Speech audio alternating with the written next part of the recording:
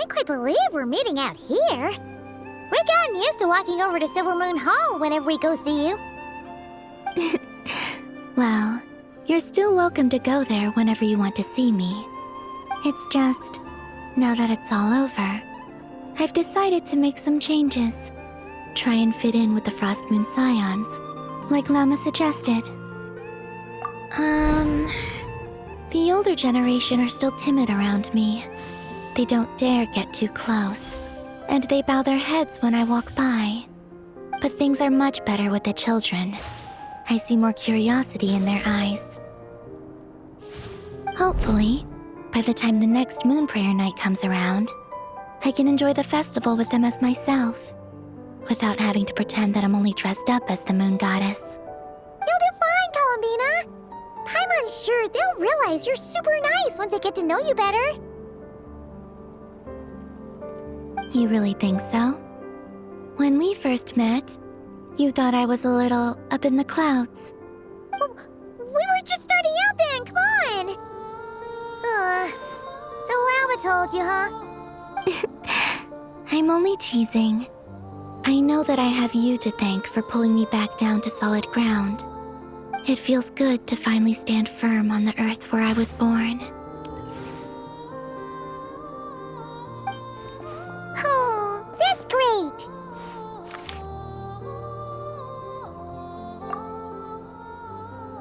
Thank you. I'll make sure not to lose it this time. Well then, are you ready? Ether, what happened to our spaceship back then? Why did you leave? It's time to learn the truth at last. I'm ready as I'll ever be. Good. Then let me open the way for you.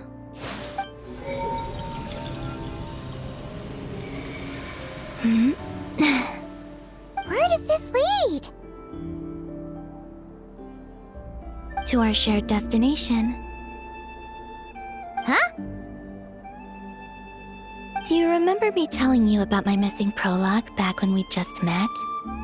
I said that my story began on the moon.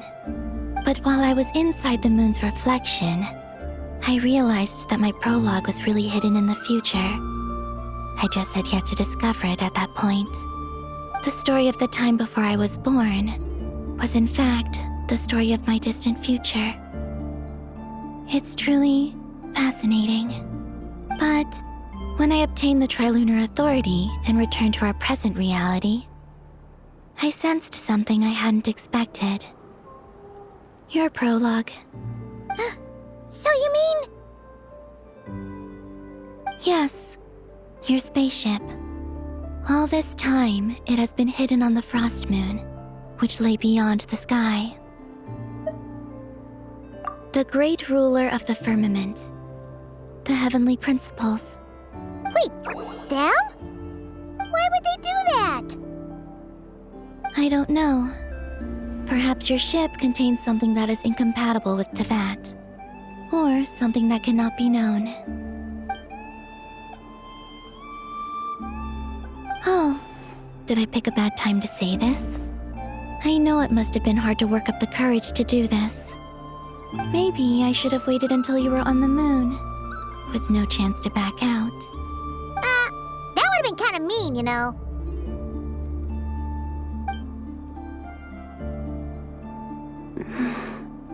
Take me there. Oh?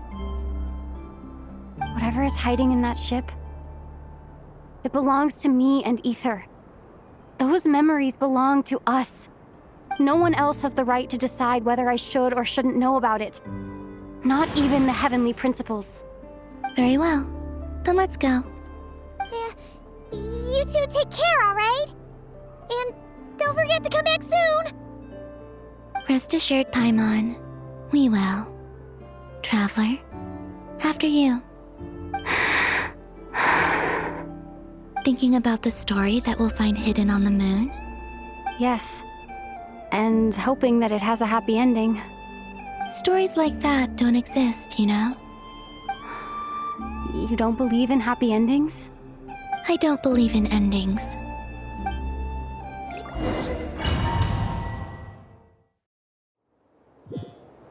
Where am I?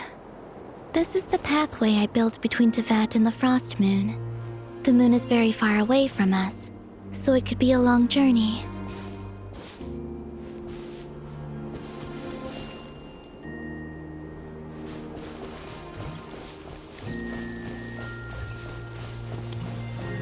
After I obtained the Trilunar Authority, I unwittingly saw past events from many of my friends' lives. One was Lauma. She was so young when they chose her to be the Moon Chanter. From then on, the Frost Moon Scions looked to her to bring messages from their goddess. But, for better or worse, I had left Hisi Island before she was ever born. It was not until much, much later that she met me.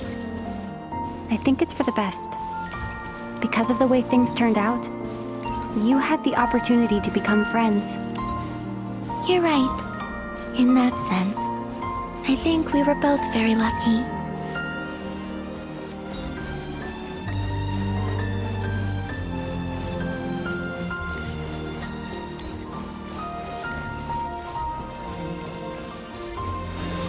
Oh, and about that mage, Nicole. I only recently learned that she has lived in Tevat since the time of the Three Moon Sisters. The Moon Goddesses always had a good relationship with the angels. I suppose our friendship continues that tradition.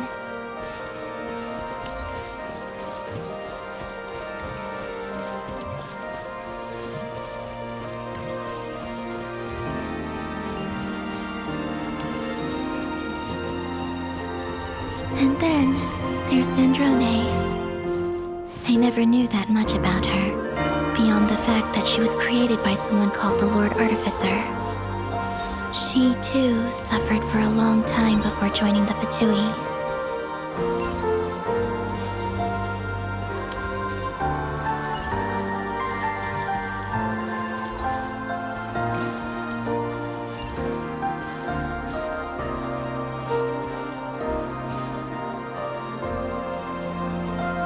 How I wish I could talk to her again, even if only to hear her say nasty things to me.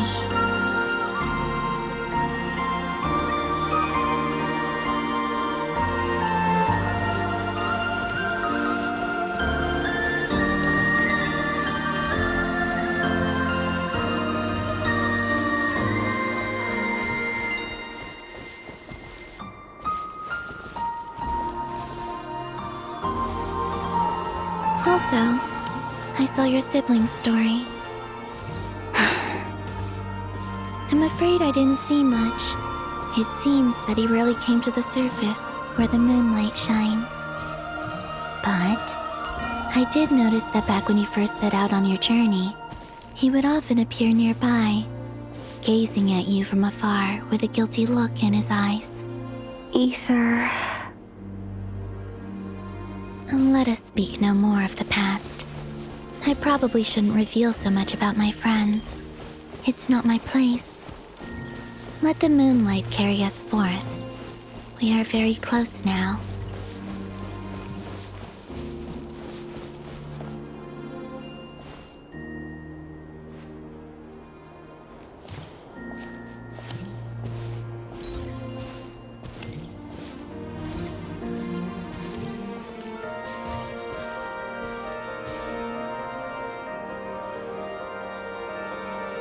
After this, I'd like to bring some kuhenki to the moon as well. If they're willing, of course. What about your other friends? Will you bring them to visit too? Certainly. But I'll need to tidy the place up first. This home hasn't received any guests in a long, long time.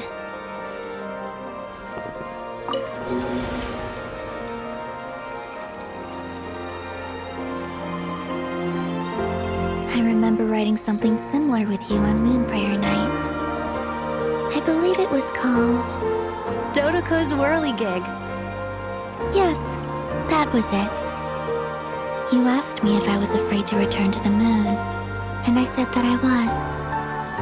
The idea that I had gained something precious, only to lose it so quickly.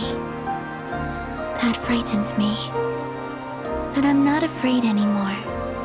Besides, This time, we're traveling together.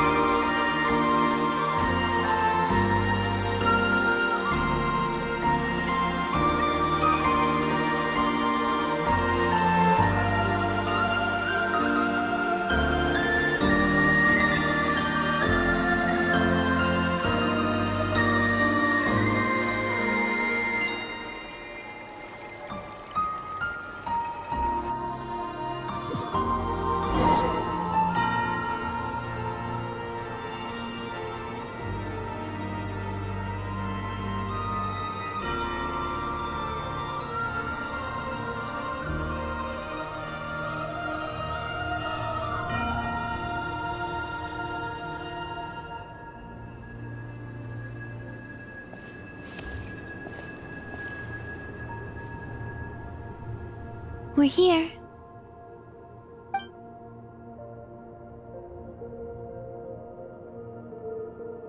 Over there.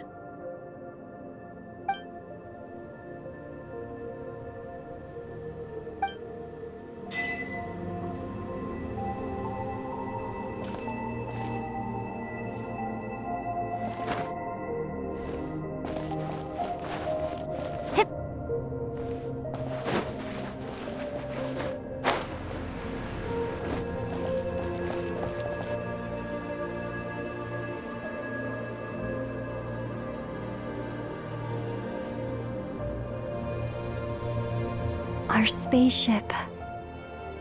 It's huge. I suppose that the moon is the only place one could hide it. It'll be alright. Huh? The way you feel in this moment, I went through it too, on Moon Prayer Night. The door was right in front of me, but I struggled to find the courage to step through. Solitude for me once meant living a life in which even I was absent. Before I met you, that was the only life I knew. But that night, solitude meant throwing away the life I had gained after meeting all of you. Columbina. Go. Retrieve the part of your life that was once lost. Trust me, you will lose nothing by doing so. Look, Tevat is right there. All of our friends are down there, waiting for us. You're right. Thanks, Columbina.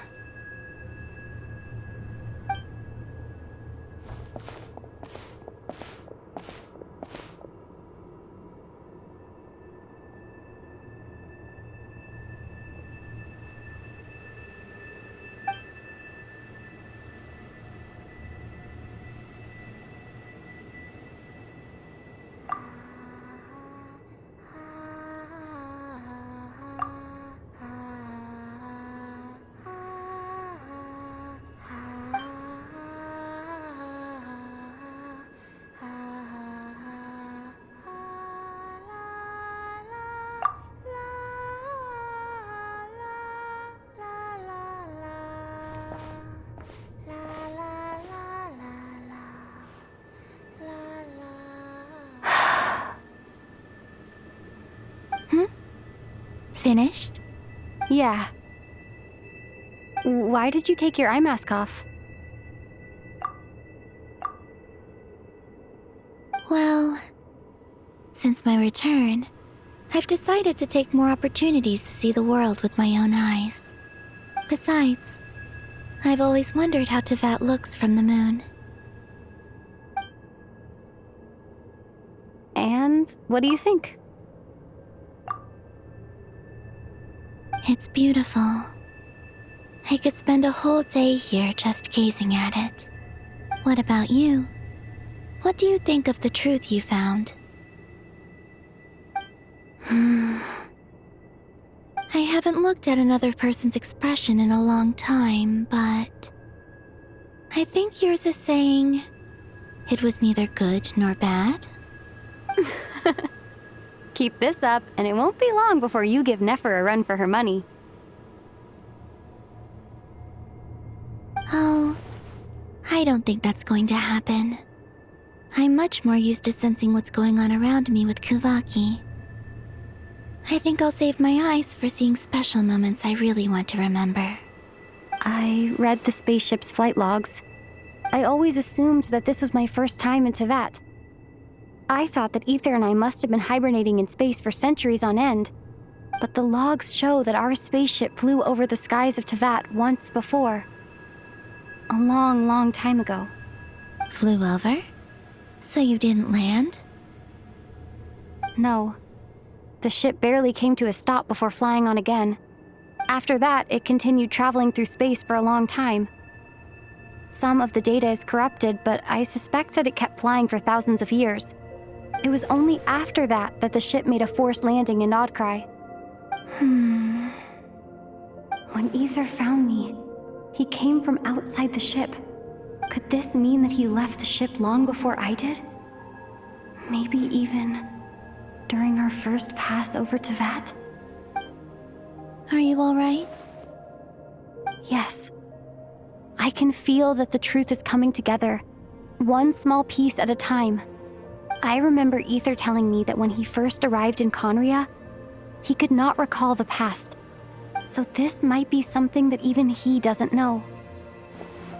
Here, I made some space for you. Your mind must be racing, and this seems like the perfect place to relax and clear your head. Oh, wait, there's one more thing. What is it? Wait here a moment.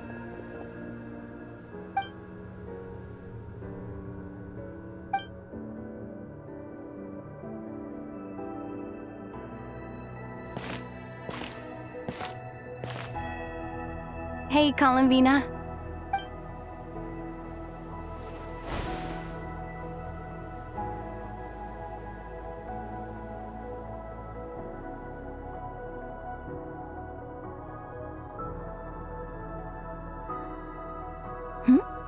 Is that a new outfit? An old one, technically. It's been in a cabinet inside the ship this whole time. It's a matching pair with Ether's. He always liked this set more. Huh. I don't think there's a huge difference. Really? Yes, it's still the same you. You're the same person, no matter what clothes you wear. Only Columbina would make an observation like that. Traveler, do you consider Teyvat your home? Home is wherever Ether is. But then, after all the time I've spent here and everything I've been through, yes, I'd say it's my home. Would you change your answer if Teyvat changed appearance? I mean, if the truth about Teyvat turned out to be different than what you thought. I don't know. But I don't think so. The truth is not what matters most to me about Teyvat.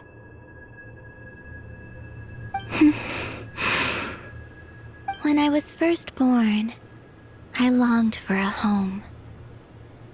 And when you get something before you're mature enough to understand the world, you just take it at face value. I thought that a home was a transaction. You give me what I want, and I'll do the same for you.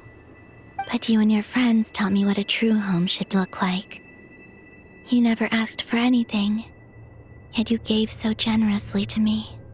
That's because your friendship matters to us. It was worth it. In the past, I thought that my birth in Nodcry must have been a mistake. But after journeying to the distant past where the story began, I realized that it was I who chose Nodcry to be my future home. Now, I am glad that I made that choice. I'm sure your friends are just as glad. In fact, I intend to make the same choice today as I did back then. What do you mean? Well, I've given the Eternal Moon's marrow to Lauma, and the Iridescent Moon's marrow to Arlecchino. And now, I shall return my Kuvagi to Nodcry again, that it may continue to protect my chosen home. Wait, but what about your body? Oh, are you worried that I'll disappear again? I won't. Not this time. The frost moon has now entered the fall sky, and I am the Trilune goddess. I am only returning to not cry the part of me that it needs. I am giving what I can, because my home is worth it. Oh, and I have something for you, too. For me? Yes. Come closer.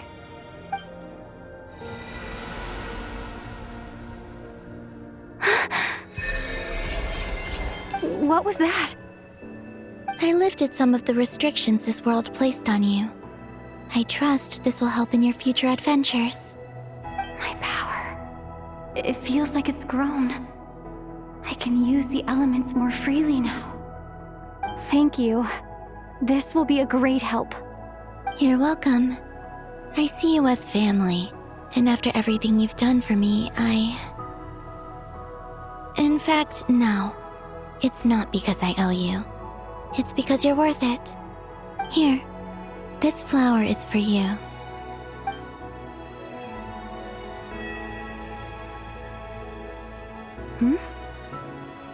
Isn't this a moon prayer blossom? Yes. Don't worry. You will never see these flowers lose their color again. I'm finally discovering the joy of giving. How I wish I'd learned this sooner. Hey, better late than never. What are you thinking about now? Why don't you take a guess? You get 1 shot. I don't think I'll get it in one guess. But I'm sure it's a happy thought. That's kind of a sneaky answer. I can't say you got it wrong. Down into that, the moon seems so far away. I felt it might always lie beyond my reach.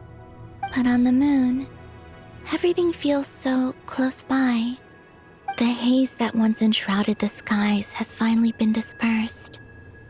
I feel like a traveler on a winter's night, starting a new chapter in my tale by the warmth of a bonfire. I don't have a lot of luggage, but I do have a lot of hope for the future. Well, what's next? Next, to start with, I want to stay here just a little longer. After that, let's return home and continue our journey.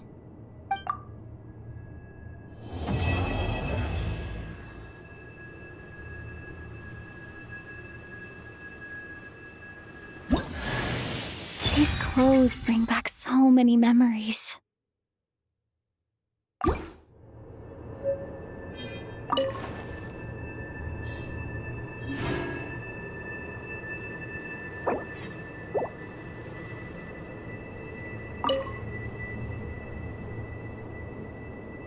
The journey goes on, for you and for me. Like I said, this is not the end. I don't believe there has to be an ending. Oh, is that your next destination? Most people would probably tell you to pack some warm clothes. But I experience things differently than most people, so I can't know how cold it is. In fact, it is home to quite a wondrous heat source. I think they call it Kreshnik's torch.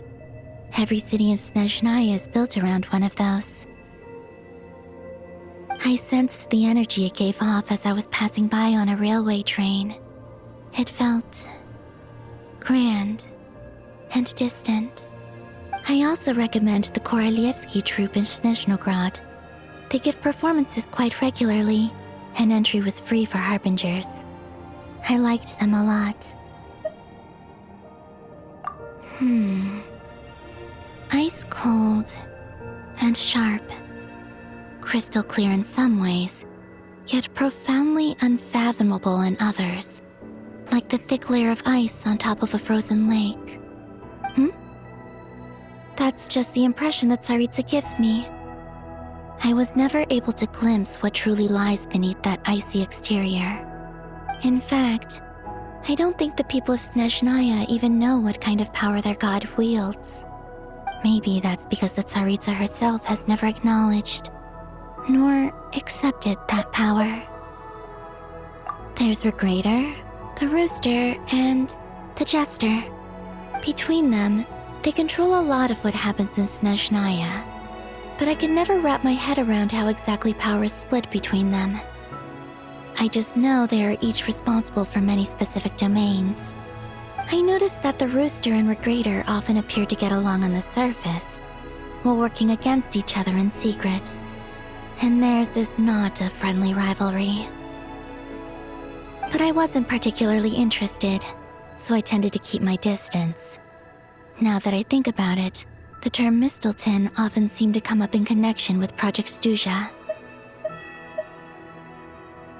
Once things settle down in Notcry, I'd like to explore the world beyond Snezhnaya. You've told me so many stories about the other places you've been to, and all the friends you've made there. I'm curious to visit those nations and see them for myself. It would also help me learn more about the journey that has made you into the person you are today. Okay. As you continue on your journey, don't forget to gaze up at the moon once in a while. It is, after all, no longer an illusion. It shall cast down its true moonlight, connecting us in truth.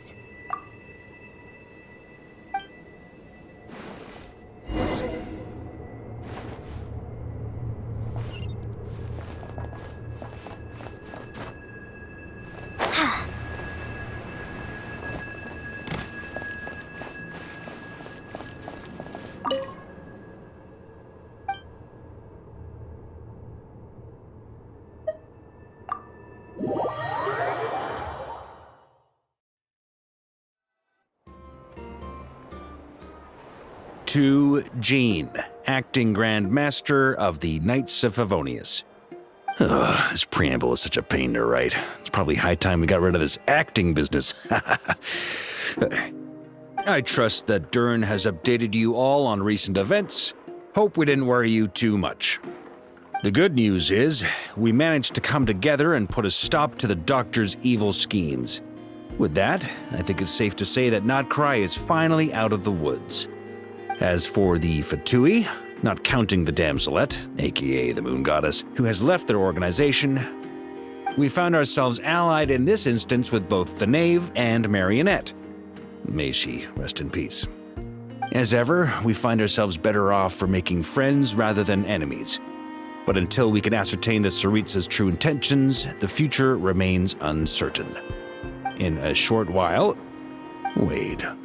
How am I meant to surprise everyone if I tell them in a letter that I'm heading home? Well, that would be a huge waste.